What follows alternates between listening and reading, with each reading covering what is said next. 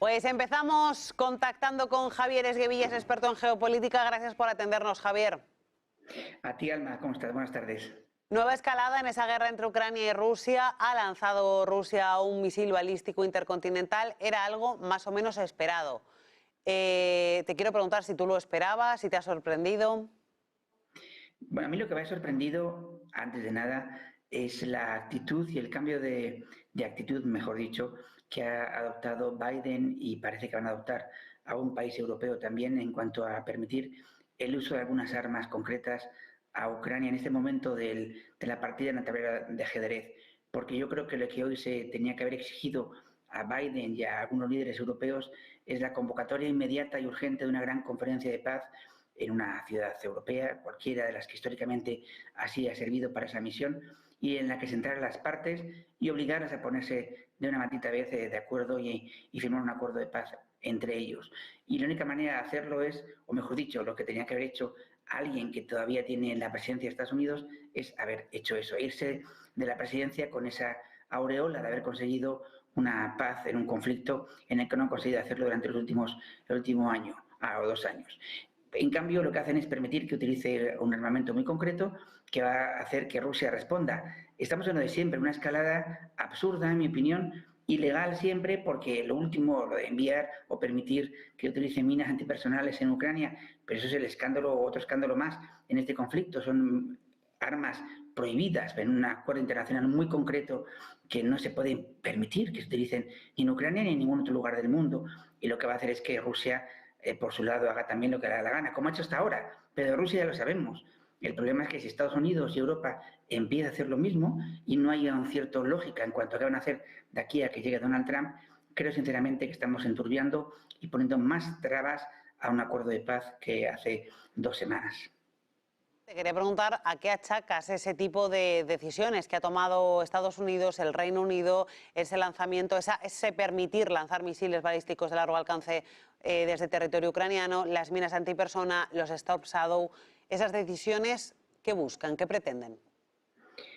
Bueno, en el caso del Reino Unido podrían tener cierta lógica histórica. Recordemos que el único país de Europa que realmente desde 2015 ha estado en contra de la agresión de Rusia en Crimea, etcétera, ha sido el Reino Unido. Ya lo hizo en el Consejo de Europa, obligando en su asamblea parlamentaria a que los rusos no fueran de la Duma no fueran admitidos como miembros. Y siempre el Reino Unido ha estado a la vanguardia de estar frente a Rusia en este conflicto concreto. Por tanto, podría no sorprendernos tanto que el Reino Unido capitanee una acción de este tipo.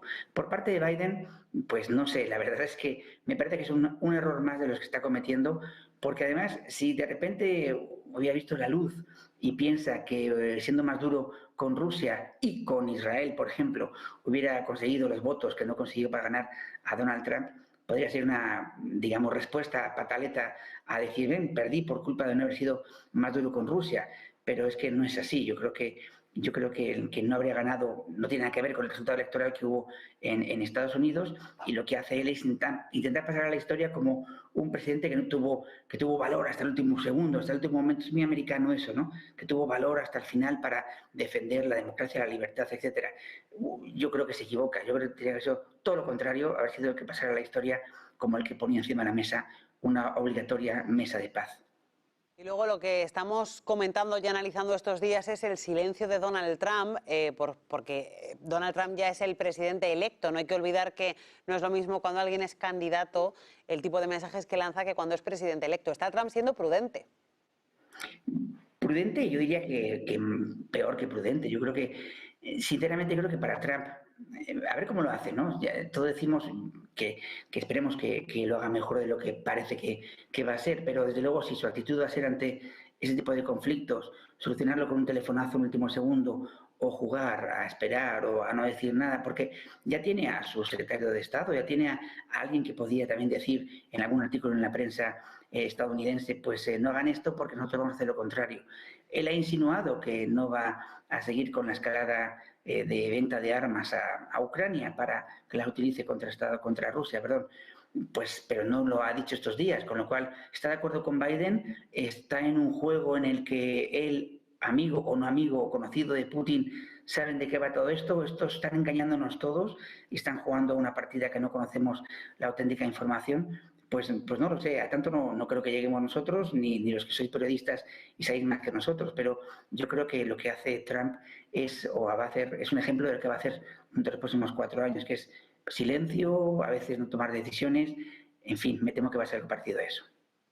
Y te quiero preguntar, en esta escalada de tensión en la que hoy Rusia ha dado un paso más, ¿qué expectativas de evolución de este conflicto tienes, Javier?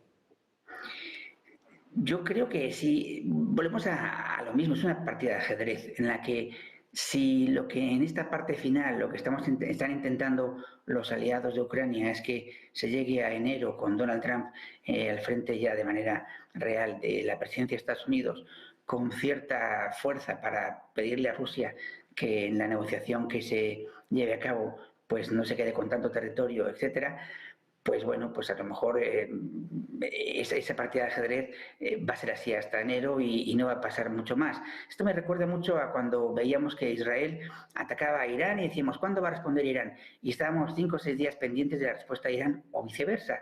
Atacaba a Irán o a algunas milicias y esperábamos qué va a hacer Israel frente a este ataque. Esto suena a lo mismo. Vamos a estar los últimos 5 o 6 días pendientes de lo que haga Rusia. Pues parece que los medios de comunicación eso es lo que ellos quieren, no tenernos pendientes y en permanente estado de shock. Yo creo que hay buenas noticias enfrente a estas malas noticias y es que la Unión Europea va a tener comisión en poco tiempo, trabajando, y también eso yo creo que va a servir para que alguien ponga encima de la mesa una conferencia de paz. No hay otra solución. Este conflicto, esta guerra, no se va a solucionar por la vía militar, como estamos observando. Se va a solucionar cuando alguien convoque con peso, con fuerza, una conferencia de paz. Y si no lo hace Estados Unidos, lo tendrá que hacer la Unión Europea. Esperemos que la nueva comisión lo haga. Pues Javier, así vamos a quedarnos. Te quería preguntar también por ese anuncio que se ha hecho de parte de la Corte Penal Internacional de perseguir a Netanyahu. Pues me alegra mucho que me preguntes sobre la que para mí es la noticia del día. Yo personalmente creo profundamente en el derecho internacional público, creo en el derecho en general, pero más a nivel internacional, cuando hablamos de crímenes de lesa humanidad, de crímenes de humanidad, etcétera. Yo creo que Netanyahu, que se cree invencible, pues ya sabe que no puede viajar a un buen número de países de esta tierra. ¿Por qué? Porque será detenido ante la orden de la Corte Penal Internacional. Y yo creo que es importante que él y los que han sido acusados por parte de la Corte, más que acusados, se ha dictado orden de detención contra ellos, que es mucho más importante. Es importante porque Netanyahu lo pones al nivel de otros grandes o terribles dictadores que ha habido en el mundo y que han cometido crímenes de naturaleza imposible de entender. Y yo creo que Netanyahu tiene que entender de una vez por todas que lo que ha hecho no es que esté mal, es que ha violado tantas normas internacionales que yo no creo que tenga, en fin, ningún tipo de solución a futuro o reparación a futuro por su parte, pero por lo menos que él sepa que la comunidad internacional democrática pensamos que es un criminal de guerra, creo que es bueno saberlo. Esguevillas, experto en geopolítica, muchísimas gracias por acompañarnos este rato. A vosotros, muy buenas tardes. Hasta luego, Alma.